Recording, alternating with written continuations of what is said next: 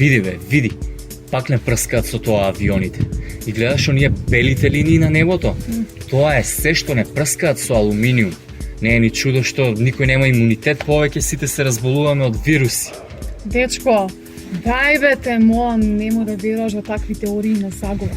Тие линии ти што ги гледаш, добро, нели, се од авионите, окей. Ама тоа не се хемии, не дека некој дошол тебе специјално сега да те прска нешто, да те разболи, не знам што да ти направи. Значи тоа се патеки од издувните гасови на авионите и се создава така како што се менува притисокот. Тоа всушност е вода и се кристали од мраз. Ти да прочиташ малку. Она не времето од пред 2 дена виде какво беше. Епа другарка ми слушнала од комшивката, на неа мажот и се разбира во овие работи, вели харп. Какви климатски промени, какви глупости, се е харп. Каков харп, дечко? Значи убаво си има таму си стои црно на бело факти, докази. Дека, например, луѓето со своите активности, индустриите, сагорувањето на фосилните горива, дека со тоа се загрева површината на земјата и со тоа се загреваат океанските басени. Така и настанале климатските промени. Уште да ми кажеш дека не веруваш дека сме се качили на месечината, читај факти. Читај факти наместо да шириш теории на заговор.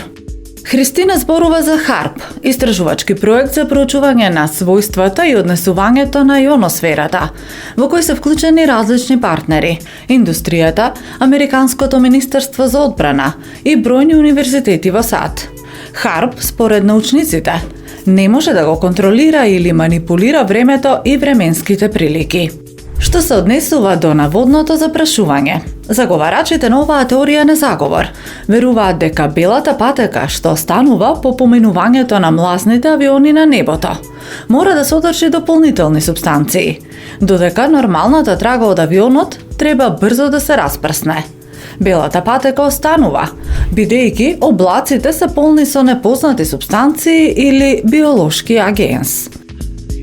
Тоа не е точно. Облаците во форма на линија, во зависност од температурата и влажноста на надморската височина каде што се формираат, може да бидат видливи само неколку секунди или минути, или може да обстојат со часови и да се шират до неколку милји широки на крајот наликувајќи на природни облаци. Тоа е кондензирана вода и кристали. Овие два се најчести примери на теории на заговор, што особено се засилија по пандемијата со COVID-19. Теориите на заговор е измислување на заговори каде што всушност не постојат, а се базираат на медиумски извештаи кои тврдат дека постои таква активност, но не обезбедуваат веродостојни докази за тоа. Теориите на заговор генерално тврдат дека ги откриваат тајните планови и активности на владите, институциите, корпорациите, религиозните групи, медиумите и другите групи и организации кои се поврзани со некоја форма на политичка, воена, социјална или економска моќ. Што се крие за теориите на заговор? Целта е остварување профит или застапување одредени политички интереси. Поради нивната наводна ексклузивност и скандалозност, ваквите содржини им носат профит на медиумите и порталите, кои особено не се грижат за фактичката основа на нивната содржина и кои ја користат за зголемување на читаноста. А секако се профитабилни за оние кои имаат изградено кариера на нив и се здобиле со признание во јавноста. Бидејќи тие не се заснуваат на факти, туку на шпекулации. Теориите на заговор се исто така многу практично средство за политичка пропаганда и често се појавуваат во овој контекст, заедно со спин и пристрасно известување.